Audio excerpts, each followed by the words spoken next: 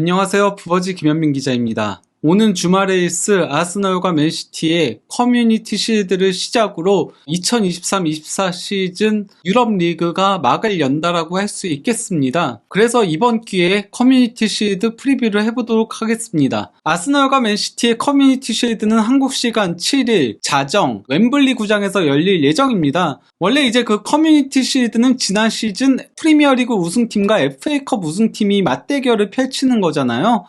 이를 통해 이제 시즌 개막을 알리는 오프닝 매치로 많이 불리긴 하는데요. 지난 시즌에는 맨시티가 프리미어리그와 FA컵 그리고 챔피언스리그까지 트래블을 달성을 했습니다. 잉글랜드 팀은 역사상 두 번째인 건데요. 1998-99 시즌 맨유에 이어서 두 번째인 거죠. 그러다 보니 이번에는 프리미어리그 2위 팀인 아스널이 맨시티의 상대로 결정됐습니다. 먼저 그러면은 아스널의 상황부터 조금 살펴보도록 하겠습니다.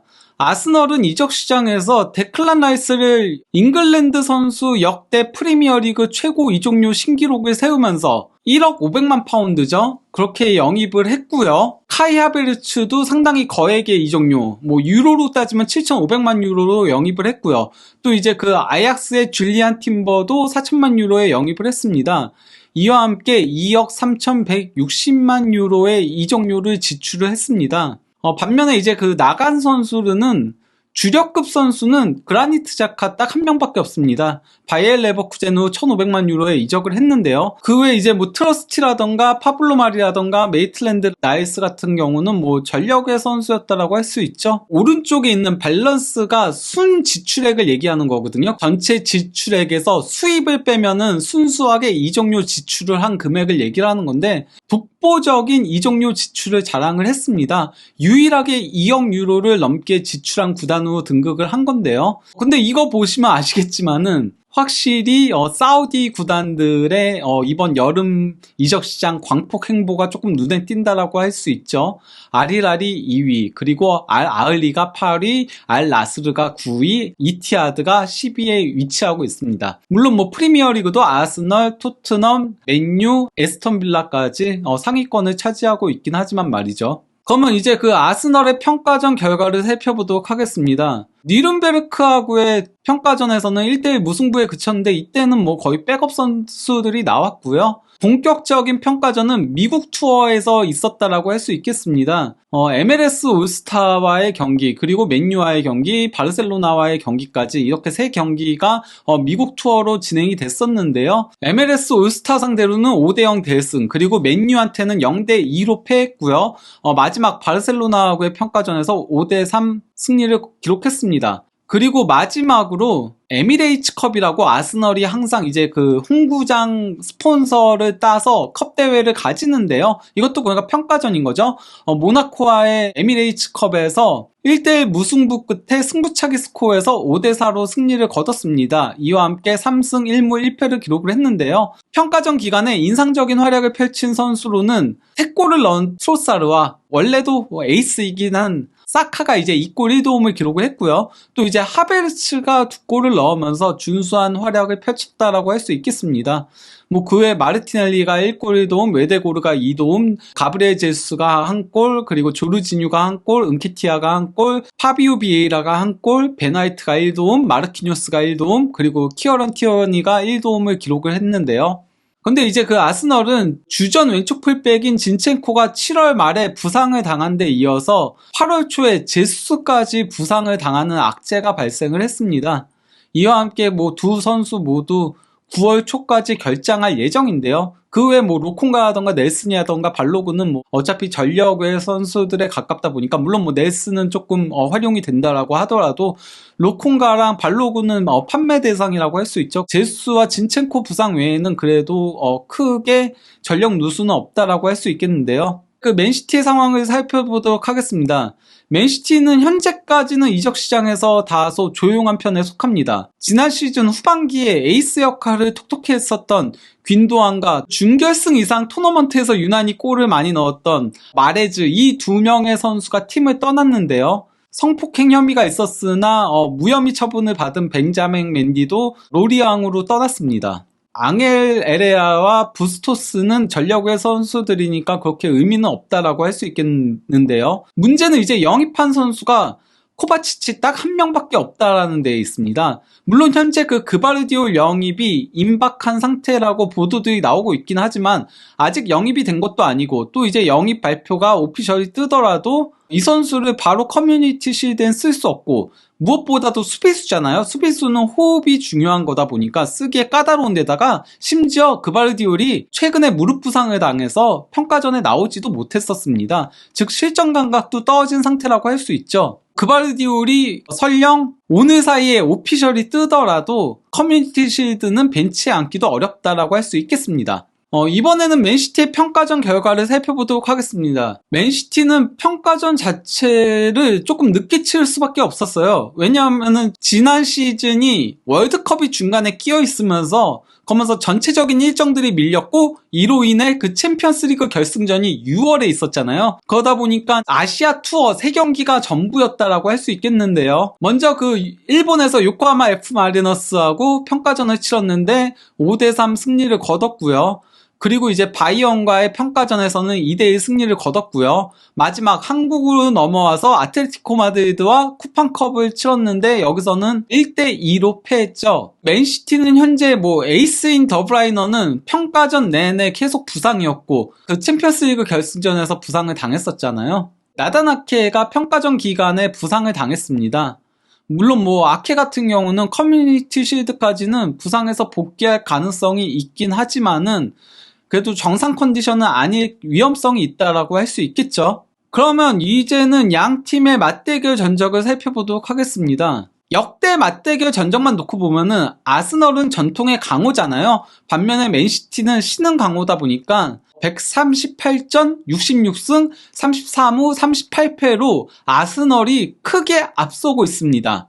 하지만은 카타르 자본이 들어간 이래로 최근 전적에서는 맨시티가 아스널에게 압도하고 있는데요. 실제 맨시티는 아스널 상대로 최근 8연승 포함 16경기 15승 1패라는 압도적인 성적을 올리고 있습니다. 그 2019-20 시즌 FA컵 준결승전에서 0대2로 패한 게 유일한데요. 당연히 최근 전적들이 아스널이 아르테타 감독 부임하고 난 이래로 있었던 거다 보니까 아르테타 감독은 맨시티 상대로 1승 8패의 처참한 성적을 기록하고 있습니다.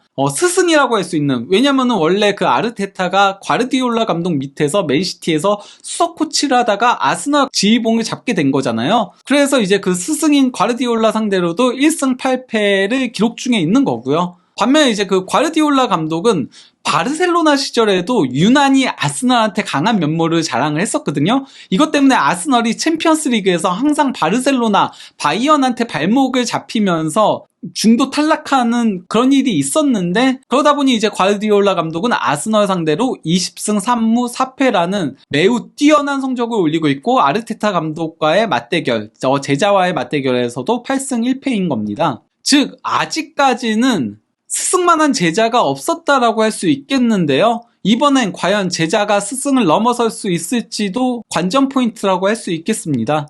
그러면 이번에는 아스널의 예상 베스트 11을 살펴보도록 하겠습니다. 아스널은 모나코와의 에미레이츠컵이 있고 3일 만의 경기입니다. 그러다 보니까 이제 모나코전에 주전급 선수들을 대거 선발 라인업에서 제외했어요. 데클란 라이스하고 팀버 같은 경우는 팀에 합류한 시점이 너무 늦었어요. 그러다 보니 이제 그 발을 맞춰야 될 필요성이 있어서 선발 출전했지만은 나머지는 이제 가브리엘 제수가 부상 후 빠지면서 조금 공격 자원이 부족하다 보니까 마르티넬리가 왼쪽 윙포워드로 선발 출전한 거 제외하면은 주전급 선수들은 전부 다 빠졌다라고 할 수 있습니다. 그리고 이제 그 살리바가 센터백으로 선발 출전했고 램스데일이 골키퍼로 선발 출전했는데 원래 센터백하고 골키퍼는 체력 소모가 다른 포지션보다는 그래도 덜한 편이다 보니까 이 두 선수는 저는 그대로 선발로 나올 걸로 보이고요. 맨시티전에 어떻게 나올까? 아무래도 그 모나코전에 선발 출전한 선수들이 빠질 가능성이 높다라고 보입니다.